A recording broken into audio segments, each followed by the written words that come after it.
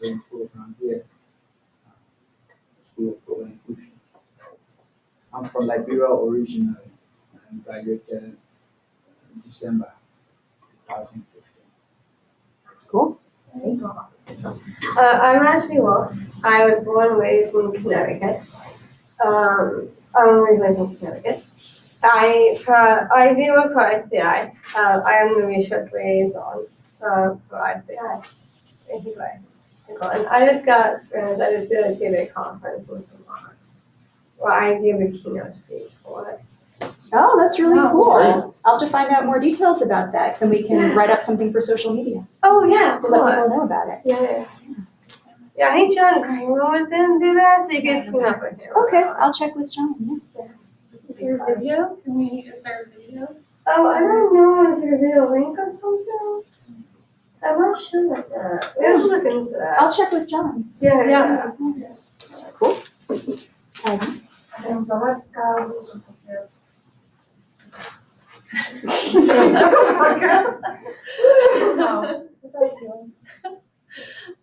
And Allison Taylor, I'm also a research associate here. Sheila Johnson, I'm a project associate and I work on employment at the state level, systems change, so people with development. And I'm I'm gonna have to leave a few minutes early, so I want to excuse my minutes. So that's fine. And we also have Julie Raposa listening in, and she is our web designer on the marketing and communications team. And there might be a few other people hopping I on. don't think I've met her You yet. haven't met Julie? She's my office mate. Oh, okay. Yeah, I'll Okay. introduce you. Yeah. Let's see. So, Jay, would you like to introduce yourself? Sure.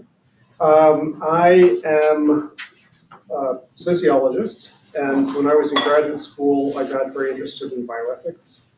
And that led to an engagement eventually with questions of emerging technologies and human enhancement and the future of bioethics. And then my wife had the very bad taste of getting a tenure track job at UConn back 20 years ago, and I became a trailing spouse, and started doing higher ed administration stuff out of my quantitative background. And so I come to you both as the Associate Provost here for Institutional Research Assessment and Planning, which I just started in January, and also as someone who for 20 years has been engaged in bioethical questions and one level or another, run to nonprofit, or I'm currently running a nonprofit organization called the Institute for Ethics and Emerging Technologies, and we used to run an organization called the World Transhumanist Association, both of which have been engaged in questions of human enhancement. And this topic is near to my heart because I've had graduate students who worked on theses on this topic, and it's always been engaging and difficult and fascinating. I'll convey some of that today. So let me see. Let me give you keyboard and mouse, and your slides are up on the screen now. And I just ask you to speak maybe a little louder because we're recording, and Sure. people online can hear. It's usually not my problem. So, is it, how do I? Oh, let's see. Oh, click? Now it should work. Try hitting the arrow keys. Okay. Yeah, there we go. Okay, so first to talk about what is it that I mean by human enhancement. This book at the top is a book I wrote about human enhancement politics. It's inside work, if you're curious. But when we talk about human enhancement, we're talking about the use of technologies to provide human beings with abilities that go beyond the human normal, which of course is something that we have to unpack a lot. But those include sensory abilities, they include physical strength and mobility, they include cognitive abilities, they even include now spiritual and moral capabilities. There's a field called moral enhancement, which is looking into the use of hormones and devices to expand our capacities for moral cognition, moral sentiment, and so forth. The research on entheogens and psychedelic drugs as a way of expanding our spiritual experiences can be considered a part of the enhancement debate. And this broader issue of human enhancement is one that has spurred or been a part of an emerging set of issues that I call biopolitical issues, biopolitics. And the way I use that term is a little bit different than if you're familiar with Foucault or some of the other uses. I'm talking specifically about ways in which biological debates have entered into politics. And for me, the real turning point in this was Roe versus Wade, because it was the first time that a mass movement got organized around a bioethical question. What is a human being with a status of a moral status? Does the fetus have moral status or not? And so part of the question going forward is how salient will these biopolitical issues be? And we see a number of different fronts emerging in the ways that people debate these issues. At one end, folks who are strong advocates, for instance, for human enhancement and people's ability and right to use these technologies. And at the other end, people who are skeptical for a variety of reasons about, and critical for a variety of reasons of the use of these technologies. And so these biopolitical battlefronts have a number of different areas in which they get argued. One is who's a citizen with the right to life. So we've had debates about abortion and great ape rights and brain death and chimeras and things like that. What's a chimera? A chimera is a human-animal hybrid. So to what extent, if you start mixing human and animal DNA, would it cross from being moral status of an animal to being moral status of human? Those kinds of questions. Control of reproduction, of course, the debate over the control of contraception goes back more than 100 years. Fertility treatments, genetic testing, germline intervention, which is now incredibly raised as a profile issue because of the advent of a technology called CRISPR, which just in the last year has made it possible to do genetic engineering at a level that we haven't been able to do before. Then the issue of whether it's okay to fix disabilities is certainly a part of this debate. And if it's and then there are those who think it's okay to fix disabilities, in quotation marks, but don't think it's okay then to move on to enhancement. So there's debate, is this part okay and is this part okay in terms of the range of technological enablement. The issues over extending life, what's a natural span of life? Is it okay to give people more than 100 years of life? And so forth. And finally, what I consider to be the most complicated, and perhaps we can have another talk someday about this, but the most complicated sets of issues about the control of the brain, how we control the brain, how we control cognition, personality, memory, emotion, and so forth. And all of these human enhancement technologies are implicit in all of these. Now, in the debate between certain people and disability rights, and I don't want to over-characterize this, there are certain voices in disability rights who have made the argument against enhancement that can articulate, and there are others that have not. But one type of person who's been one of my interlocutors on this is Gregor Waldron, who is a disability rights writer in Canada. And he, among others, has argued that enhancement has an implicit ableist or eugenic focus, that it's reflective of an ableist and eugenic culture. And so you see a recent article here, this is from 2 years ago, Human Enhancement and Eugenics. This was published in the Linacre Quarterly, which I believe is a Catholic quarterly. Anyway, not here nor there, but so some activists have argued this, and of course this has raised the temperature on all sides to quite a degree. Now what I want to kind of unpack at the beginning of the talk is the way in which the social model of disability and the medical model are implicit in this debate, and what the different positions might be within this debate, and how I, as a sociologist, am trying to square the circle and come up with some kind of intermediate position. But as you know, the medical model of disability is that there's some kind of obvious human norm, and that everyone who isn't at that human norm has a problem, and that those problems need to be fixed. And that's the therapeutic or medical model. And the social model would argue that, in fact, a lot of things that are considered disabilities are the result of differences which could be accommodated in society and become either less or not disabilities at all if society is sufficiently accessible. And I think that as a sociologist, I certainly find a great deal of merit in this social model approach, and I think it also applies to enhancement. In other words, the question of what is a disability and what is an enhancement is socially situated, not simply about what you do with the body or what the body is capable of doing, but also what technologies are available to it, the opinions and attitudes of the society towards the body, and the willingness of society to accommodate and to provide different kinds of assistive or different kinds of technologies that would modify the body. So we'll talk about how that will play out in the future and how a social model equally applies to the enhancement debate. So there are two extremes, I think, that are equally absurd, and there are examples to find of both, of folks who argue that an extreme medical model would be all effort should be put into fixing disabilities, and none should be, or preventing them, and none should be put into accessibility. That'd be an extreme. No one argues that. An extreme social model would be to argue that all disabilities are mere differences that have no necessary weight on them, and that all efforts should be put into accessibility and none into prevention and cure. And I don't think very many people argue that, and not very many disabled people would argue that, but there are some in the disability rights community who seem to reflect this attitude.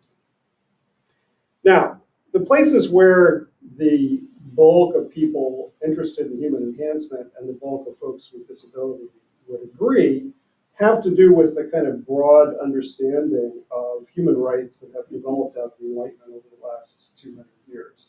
The notion of what it means to be a self-determined individual, to be able to make decisions about your own brain, your own body, your own reproduction. And in bioethics, we talk about the three cardinal principles of autonomy, beneficence, and justice. Autonomy being the one that people should be able to make decisions for themselves. So the question is, who is the kind of person that can make a decision for themselves? And there we have to distinguish between children and adults, and so forth. But so we generally agree, I think, or there's broad social agreement and certainly agreement in both the disability rights camp and the enhancement camp, that people should have these rights to make these kinds of decisions for themselves. Now, what the human enhancement folks would disagree with most of society about is whether there's a distinction to be drawn at the therapeutic line. Because the human enhancers would argue that self-determination should include the adoption or the use of technologies that would push you beyond that human norm, whatever that is. And many people in society feel uncomfortable with the notion of technologies being used in that way. So that's one of the disagreements between enhancers and most people in society, and certainly with men with disability rights. There's also a strong disagreement about what the obligations are to children and to those who can't make decisions for themselves and to future generations. Of course, we get into here, and especially with the social model, a lot of gray areas about what will be disabilities in the future, what won't be disabilities, depending on different kinds of future scenarios. But there's this issue of what do we owe children versus what kinds of decisions should adults be allowed to make versus what should we owe children. So for instance, Gregor's mother took thalidomide in Germany back in the 60s, and he makes a strong argument that even if technologies were available to allow him to use his legs, that he would still prefer to use his wheelchair. I think for most people in the human enhancement world, they're fine with that. The idea of a technologically assisted life is absolutely fine, and different choices for different folks. But that's a different question about what the public policy obligations are vis-a-vis thalidomide, and what the parental obligations are in terms of making sure that your children doesn't end up with that kind of disability or not. And that has to do with, I think, this fundamental philosophical issue of what is the nature of ability in terms of its being something that people value. Why do people value abilities? The one kind of position that you can take is that the mere difference point of view would argue that abilities currently in the kind of ableist society that we live in allow you to have certain kinds of things, more employment, more education, more of other kinds of goods. And that's because we live in an ableist society. If we just change this ableist society, people wouldn't value this particular thing anymore. And so when we argue about, for instance, should parents be able in the future to choose height of their children, is there a moral difference between choosing the height of your child versus choosing some other ability? But if you think about height, every inch that a man is tall in the United States adds an extra $1,000 to their income. So, and I'm 5'8", and so I'm acutely aware of this, right? But so there is an interest. If you're a parent, you would generally want to have taller children because they would do better. But if everybody has taller children, guess what? Nobody gets any more money because everybody's taller now. So that's what we call a positional good. It's only valuable because it's something that makes you different relative to other people. Otherwise, being tall or short really doesn't make a difference. And there are other goods which are simply instrumental to other things in which we would argue, perhaps being male is valuable in our society. It's not something that we see as a moral, it's not more moral to have a male child because they're going to be able to achieve more in life. You might be able to argue in an extremely patriarchal society, you can make that kind of choice. But in our society, you should basically be focusing your attention on making society more equal rather than choosing what kind of kid's going to be able to benefit from it. Now the question is having sight or hearing or mobility, are these different kinds of goods rather than positional goods? This extreme social argument or mere difference point of view would be that they are merely positional goods. And the transhumanist community or the enhancement community or the vast majority of people, and probably the vast majority of people with disabilities, would argue that these are in fact intrinsic goods. That there's something intrinsically valuable, even if you could show me as a blind person that society would be perfectly equally accessible for blind people as for not blind people. Many blind people will probably still choose not to be blind if they had that option. And so insofar as that's the case, people have an implicit understanding that these are intrinsic goods. But we can come back to this and argue about whether this is in fact the case. Now, for many years, I've been kind of struggling out of my naive hedonic. So in terms of public policy, one of the common public policy approaches is the greatest good for the greatest number. One of the problems with the greatest good for the greatest number is that people generally get used to and rationalize whatever situation they're in. So there's the famous studies of people who become paraplegic and people who win the lottery. And basically after about 6 months, people who are paraplegic return to whatever level of satisfaction life satisfaction they were at before, and people who win the lottery return to whatever life satisfaction they were at before.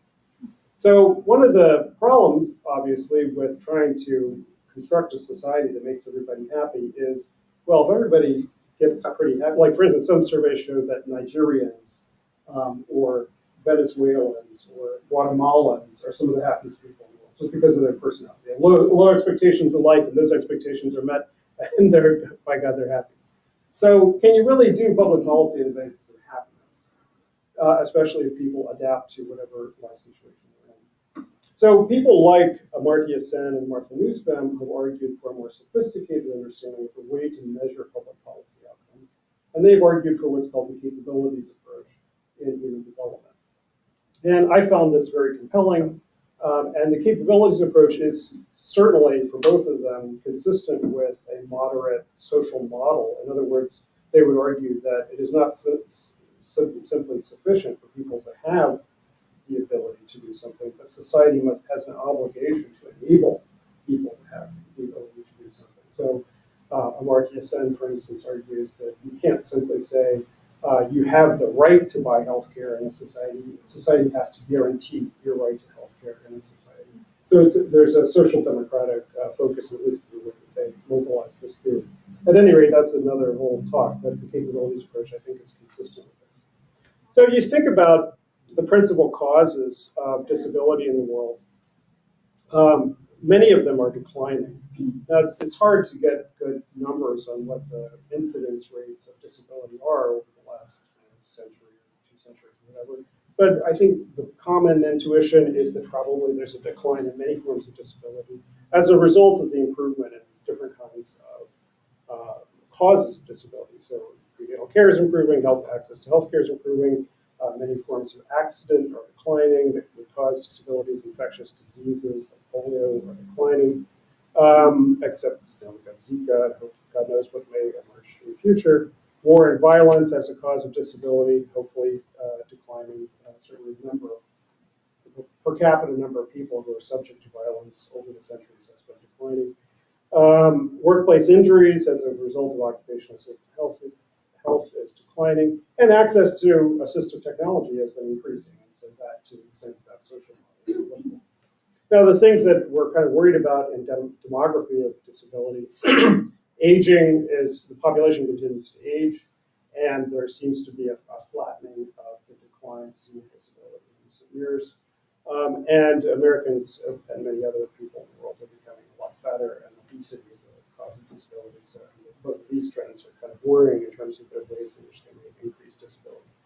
But the mere difference point of view would argue, and I try to find some examples of this, and they're very extreme examples. But for instance, there are some people with spina bifida who argued against folic acid supplementation on the grounds that why would we encourage as a society folic acid supplementation for pregnant women when it implies that having spina bifida is worse than not having spina bifida. There is that kind of point of view, right? Now, there's lots of reasons not to have wars or infectious diseases other than disability, but if insofar as having one of the principal goals of having good prenatal care is to reduce the incidence of disability, then there are some who would argue that mere difference point of view would argue against doing that.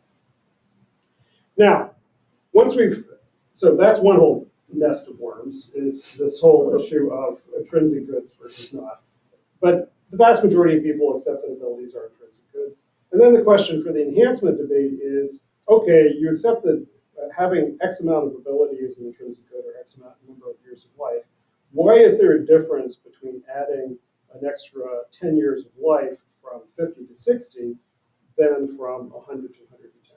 Or why is there a difference of adding an extra ability of mobility to accomplish your activities of daily living in your home versus being able to run a marathon sprint? Is there a moral difference to be had between these two kinds of human enablement? And so in enhancement ethics, we talk about that as the status quo bias, that people believe that whatever the current distribution of things is, that's what the normal is, and we shouldn't be pushing things up that hill. Pushing things up that hill is morally suspect. And the converse argument is, well, if we've done violence to society, if it's bad for people to live longer, as some have argued in this way, because when you live longer, you become bored with life, and you don't seem as urgent about doing the things that need to be done, and you don't value the strawberry that you're eating as much, then the fact that we've gone from 40 years of life expectancy to 80 years of life expectancy in the last 100 years, that would imply we should go back to 40, because then people would value strawberries more and be more urgent about doing the things that they need to do. And no one's arguing that. And that's the logic of the status quo bias. If it's okay to have gone from 40 to 80, then it should be okay to go to 80 to 120. The counter argument from a social or social democratic point of view is to say, well, yes, but there is a moral difference between going from between doing something, for instance, for a child versus doing something for a senior citizen, or doing something for someone, doing a therapy for someone who is disadvantaged in the distribution of abilities versus doing something for someone who's advantaged. And that difference comes, or that moral value comes, from the value of having more egalitarian society, more solidaristic society. So in other words, having a preferential option for the poor, as the Pope would have said, 3 popes ago, is a moral option that I think people should put on the scales. And the way that that can play out is, if we are going to start providing cognitive enhancement therapies through national health insurance, as most of the world would be able to do, unfortunately not here yet, but as most of the world would be able to do, should it be available to everyone equally, or should it be preferentially available to people who fit a certain therapeutic model of what a cognitive disability would look like and who would benefit from, to a greater degree, from those cognitive therapies? And that, I think, is a defensible public policy position. But in liberal societies, we generally don't say, so for instance, public education, perhaps we should put more money for public education into poor schools and let the rich fend for themselves. But we don't generally say, but the rich will not be allowed to send their kids to expensive private schools. We don't generally deny options for things that are above the norm because we consider it a liberal society. If you want to spend your own dollars out of pocket for that, that's your option. The public dollar should be spent on making society more equal in these things. Okay. Now, I think that's especially critical because one of the things that's happening, and I'll start talking in a second about some of the enhancement modalities that are coming down the pike, but one of the things that's going to start happening is that therapeutic interventions for people with disabilities are going to, and have already begun to, edge across that line, which would otherwise be considered an enhancement.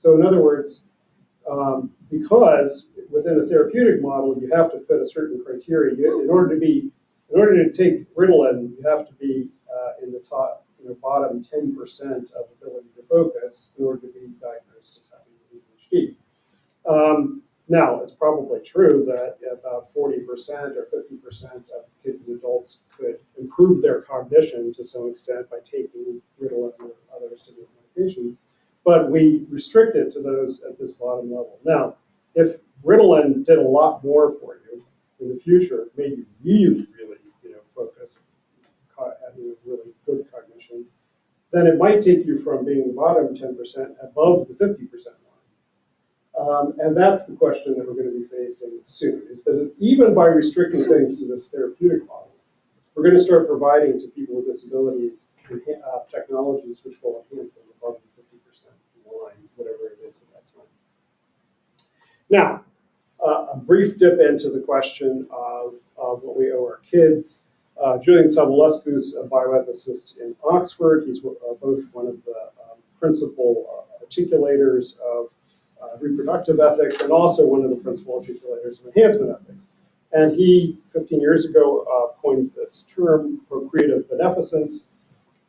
And it basically refers to a situation in reproductive medicine where you have a dozen fertilized embryos, and you are able to take a cell out of each one of them and determine what their characteristics are, and you have a choice. You can't implant them all, and you are trying to decide which ones should I implant. What's my obligation to this future child?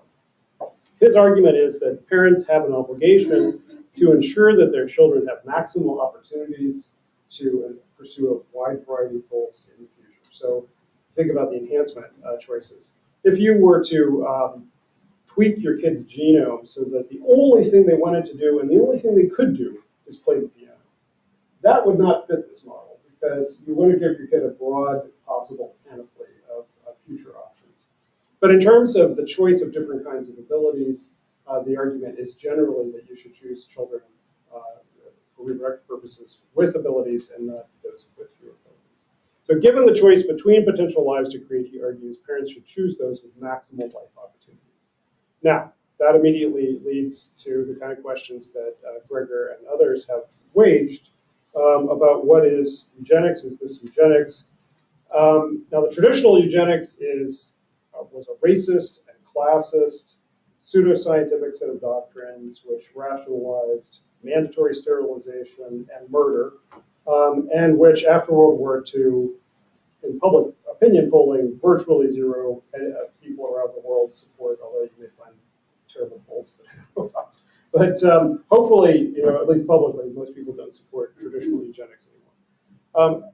On the other hand, at the other extreme, the things that some people in the disability rights dialogue have called eugenics is what Nick Agar has referred to as liberal eugenics, which is the notion that parents should have voluntary right to be able to voluntarily use preconceptive genomic choice, prenatal counseling, abortion, and so forth, in order to make decisions about whether to have children with different kinds of abilities. And public opinion polling suggests that the vast majority of people support those kinds of choices in general, although when it comes to abortion, of course, the United States is probably controversial. Nick, who is sometimes a friend of mine, has argued that he needs to, he's in New Zealand. And New Zealand's like the opposite end of the world from Germany. So I think, the closer you are to Germany, the more difficult this kind of language becomes, or the U.S. has its own eugenic history. But personally, I'm not interested in rehabilitating the term eugenics at all. Some people in the field call this genomics or genomic choice, and that's the term I used in my book, genomic choice. So what are the technologies that we're talking about here? I'm closing in towards the end. Psychopharmacology, tissue engineering, stem cells, genetic engineering, nanomaterials and nanorobotics, artificial intelligence, and their interface with cognitive science. All of these are beginning to converge in various ways that are permitting technologies which will both have therapeutic applications and enhancement applications. And just to go through some of these. So prosthetics and exoskeletal robotics, down here on the left is the hand that DARPA is working on. I think it actually goes up to the forearm, but it wires, it attaches directly into the bone of the arm and into the nerves of the arm, so it can be controlled prosthetically. And you think about the $6 million man. We imagined that in the 70s, and now we're finally getting to the point of creating those technologies. So the $6 million man. Tissue engineering and stem cells are being used to rehabilitate paraplegia and quadriplegia and other nerve damage injuries. There's this interesting set of gene therapy trials going on for the follistatin gene, which this dog in the lower right-hand corner got gene therapy of follistatin, extra follistatin genes, and be buffed up and didn't have to do any extra walking or anything to do this. Now, the interesting thing about this for me is, as I told you saying earlier in the fitness talk, is that the dogs that got these follistatin genes got these muscles without having to do any extra exercise. So this is it would definitely be an enhancing therapy if ordinary people were able to get it. And the International Olympic Committee has been working on this issue for 10, 15 years, what they call gene doping. How are they going to deal with in the future athletes who come in with an extra gene for EPO or an extra gene for muscle or whatever, human growth hormone. But therapeutically, it's being explored as a therapy for muscular dystrophy, and will also have applications for senior muscle wasting. But it would also have an enhancement application. The next level is going to be brain-computer interfaces, and the people in the field are working on what's one application is called neural dust, which is you create tiny little computer chips that can communicate with, I think, I forget what exactly the communication modality is, but basically you sprinkle them in the brain so you don't have to do a lot of invasive mucking around inside the neural tissue, and they start communicating with the brain. Again, the DARPA, the Defense Advanced Research Projects Administration, has a neuroprosthetics project that's looking at creating chips that directly interface with the brain. And this is actually from 10 years ago, this chip that was being pioneered, I think this was from Duke, where they were putting that 100 array chip into the motor areas of the brain, allowing people with locked-in syndrome and quadriplegia to directly control computer monitors and wheelchairs and so forth. Now, in terms of cognition, there are many therapies for developmental delay and brain damage and dementia being worked on. And we're already in this debate, as I've mentioned, around ADHD. I was diagnosed with ADHD when I was in the 3rd grade. And my mom was an early lobbyist for the children with learning disabilities. And so I've been immersed in this debate about who should be taking these drugs and why. Ever since then, I'm a strong believer that stimulant medications have benefits for folks. And as I said, I think they probably have folks for a much wider spectrum than those who currently fit a clinical profile of ADHD. And a lot of college students are finding that taking these drugs on a one-off basis to finish a paper or take a test is having some benefit. Now, the problem with ADHD drugs is that they are stimulants, and they do have some downsides. But there are new drugs that are in the pipeline, like Provigil, as an example, which you've heard of Provigil? Yeah. Yeah, I've heard of it. Very common. Yeah, and so Provigil has some of these same cognitive benefits, but without the heart palpitations, suppressed appetite, difficulty sleeping, and so forth. So we're going to get better and better drugs that do these cognitive things. And then I also, as I mentioned before, we're going to have these devices in our brains which will begin to communicate with computing in various ways. We also see this debate over autism. And this is, again, gets back to the social model debate. The neurodiversity advocates would argue that at least some forms of autism should be accepted as a common form of human cognitive diversity, and others, and parents, would argue no, that they have an obligation to try to help their children overcome the disability of autism. So we're already enmeshed in these neurological cognitive debates about what kinds of cognitive therapy should be used and in what circumstances, when they are permissible or not. And I think a current troubling example for me is this device in the lower right-hand corner, which is direct cranial, what's it called, TDCS, transcranial direct current stimulation. And that's a consumer device for about $300. And what it's doing is zapping your brain with electricity. You've used it? I did a trial for it once. I'm epilepsy, wow. so I Oh, okay. And What did it feel like? bad with that? experience. gave me I had to stop. It messed with my brain. Okay. Well, as you probably know, I mean, the idea that you can be able to just like randomly put these electrodes on your brain and hit the right parts of your brain, and everybody's brains are the same, and it's pretty squishy science. And in fact, recent research shows that people are actually dumber when they use these. So they do math problems slower, et cetera, et cetera. So that all the hype around these devices was placebo effect. And so, we have a haphazard regulatory regime around medical devices in the United States. So this is one of the risks. Okay. But eventually, the trajectory of those chips in the brain, those brain-computer interfaces I was talking about, I think is, at least I believe in this technological scenario, that we're going to have smaller and smaller robots. Eventually, they're going to be able to interface with parts of the brain. They're going to be able to self-replicate. And our brains will be able to have millions and whatever billions we'll need to interface with the brain, backup functions, supplement functions. We already have an artificial hippocampus, which is so people who have various kinds of brain damage lose the capacity to form memories. DARPA has been able to work with scientists who've been able to create artificial chips that supplement with a functional hippocampus. You imagine having a billion distributed little robots and computers in your brain to do something similar. It could be a very interesting future in which instead of having a huge Oculus Rift that you have to put on your head to do virtual reality, you just say, hey, can we all have this meeting on the beach? And we all push the right button in our brain, and we're all on the beach, seeing each other on the beach. And it could be a very interesting future. Not to mention being able to back up your memory and have perfect recall.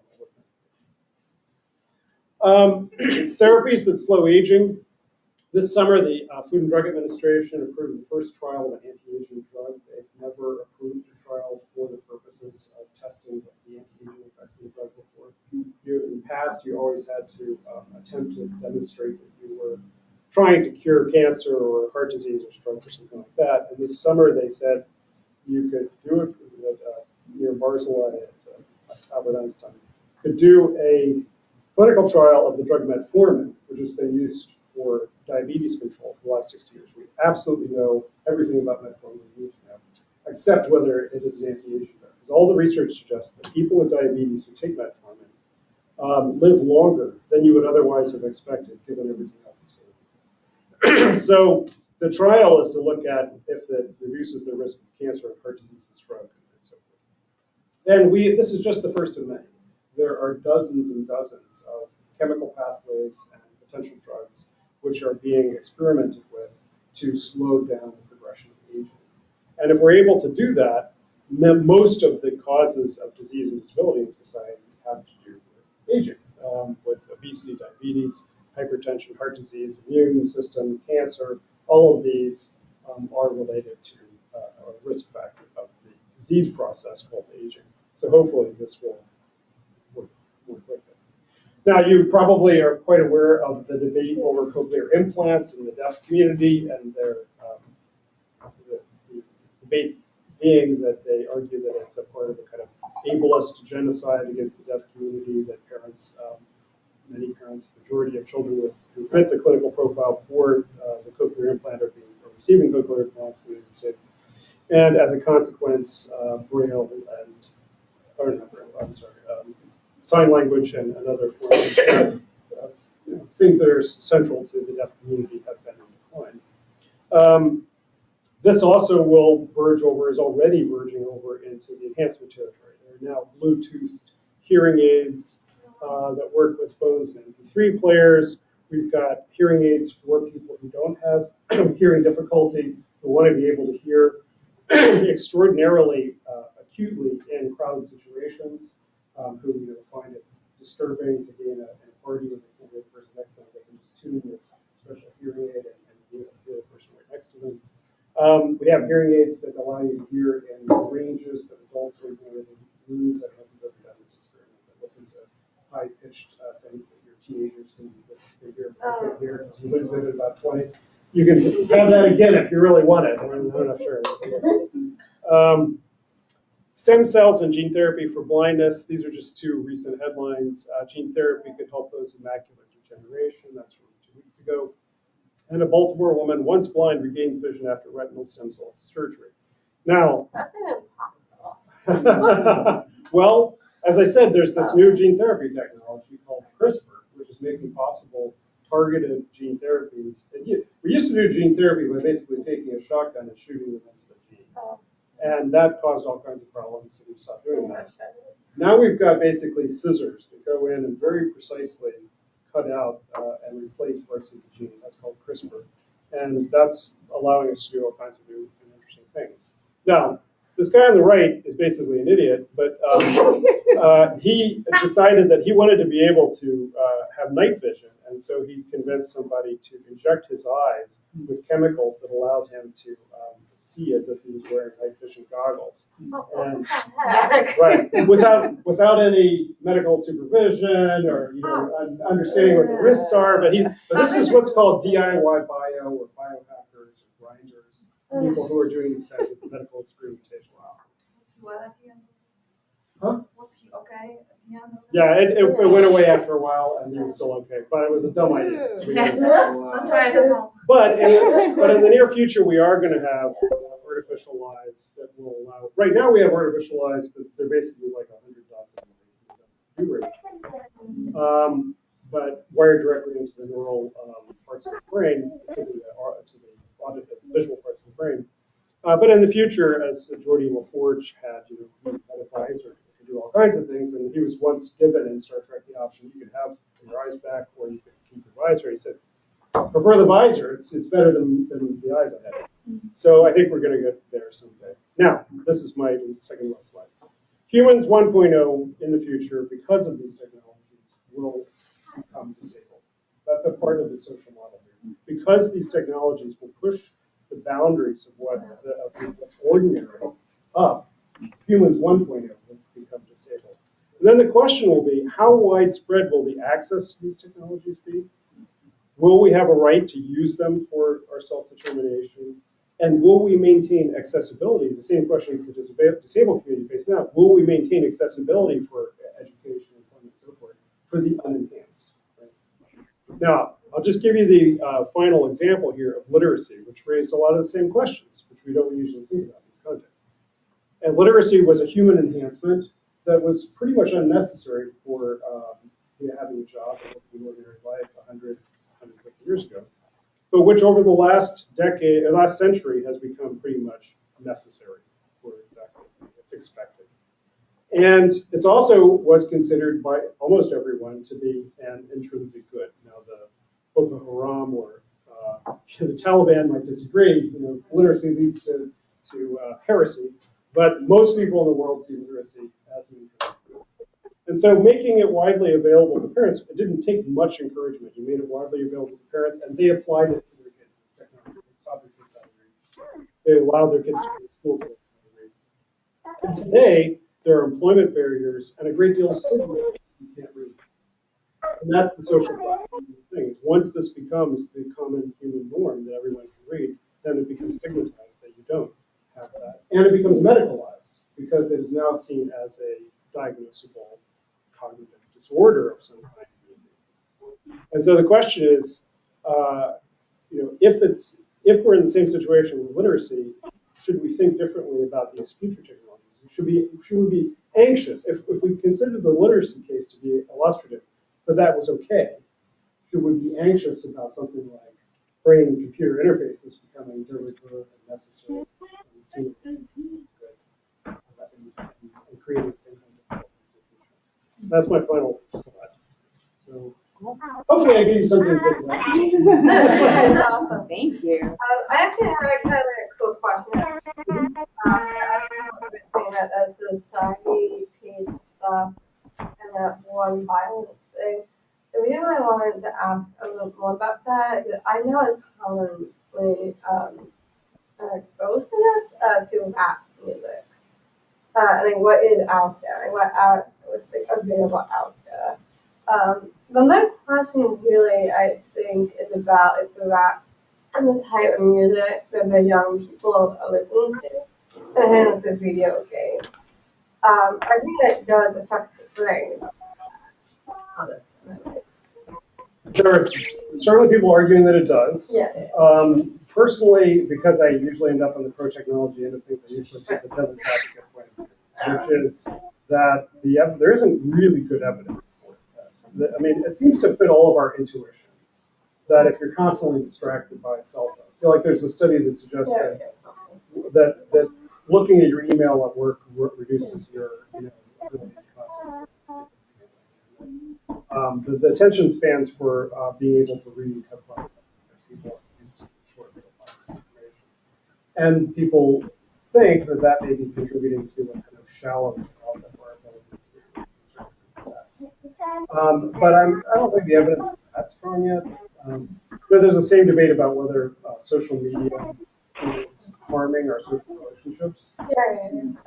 But then at the same time, the more friends you have on Facebook, it turns out the more face-to-face friends you have. People who are popular in real time are also popular on Facebook. So I don't know. Maybe that we're learning a new kind. Like I haven't read cover to cover a book in a long time, but I read a lot of stuff and I know about a lot of books, right? And so it's like a new kind of scholarship. It's a new kind of research that we do, and I think that's probably the way to. But yes, there are certainly people who think that we're all harming our brains. There's a good book about that you might have read, read part of, called Smarter Than You Think by Clive Thompson. I haven't seen that. It's really good. Yeah, he's a really good writer. He writes for Wired magazine, and his whole book is he's kind of investigating this idea of what technology is doing to our brains. Was that the one that looked at TV scripts? No. TV shows? No. He looks at basically the research that's been done about technology and social media, and he comes down sort of on your side that there's not strong evidence yet that it's affecting our brains in a bad way. But he also said it's impossible to have a control group and to really do research. So it's like it's human nature to be nostalgic about the old ways are better and the new ways are not, bringing us bad things. But it's just changing, it's shifting, but doesn't mean it's worse. It's just different. Like before, when we had print or any other invention that made a big difference, there was also people saying that, oh, it's horrible, something happened to our guys, we all going to, lose our humanity because of this new invention, but it wasn't the case.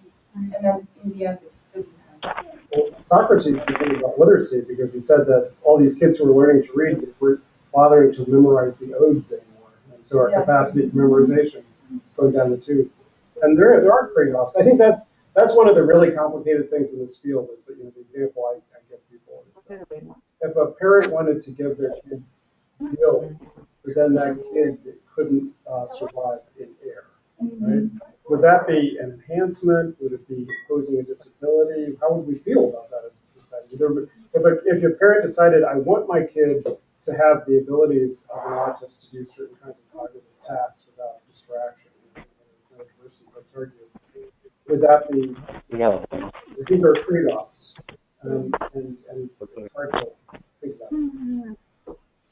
we're getting near the end of our time, and I just want to see if any of the people who joined us online have questions or thoughts to share with Jay. I see somebody with the username Elasticity. Who is that? You can either answer, or you can talk if you have your microphone, or you can type in the response box, in the text box, chat box. No? Are there other thoughts in the room? Thanks, Allison. My pleasure. Are there other thoughts or questions for Jay? I had something that I was thinking about, but I don't know if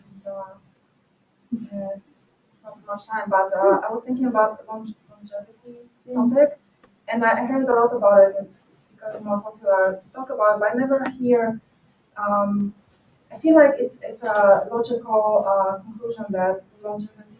There is also a topic of like environmental capacity of sustaining more people. Yeah. And I never hear like, does it go hand in hand? Like to me, it's very logical and obvious, but I never really hear it being.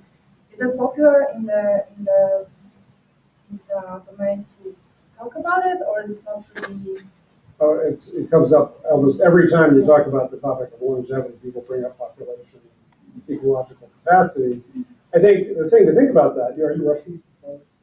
Polish, okay. Close. And I'm Jewish. Okay. And I don't need to label everybody. I'm a sociologist, so everybody goes in some kind of box. Okay. Well, I'm not prejudiced. But the reason I ask is, the problem across Europe and increasingly Russia and Poland and Eastern as well, but certainly in Western, is that people aren't having enough kids. And they're begging their population to have kids. China, or the population rate in urban China, they've now realized that they have a problem, and they've loosened the one-child policy as a consequence.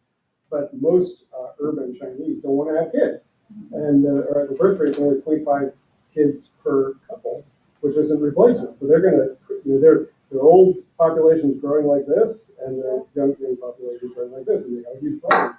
Japan, a huge problem. Korea, a huge problem. So, in many parts of the world. But that's a problem from political standpoint, environmental. Well, so the environmental part of the equation is if these current trends, even with advances in life expectancy, these current trends continue, we're probably going to max out at about 10 billion people on the planet, and then either stabilize or start to decline over the course of the next century. And then the question for ecological capacity is, what are the principal things that determine ecological capacity? And part of it is population, the number of people used to energy. But then the other part is how much they use, whether they use it sustainably. So you think about U.S.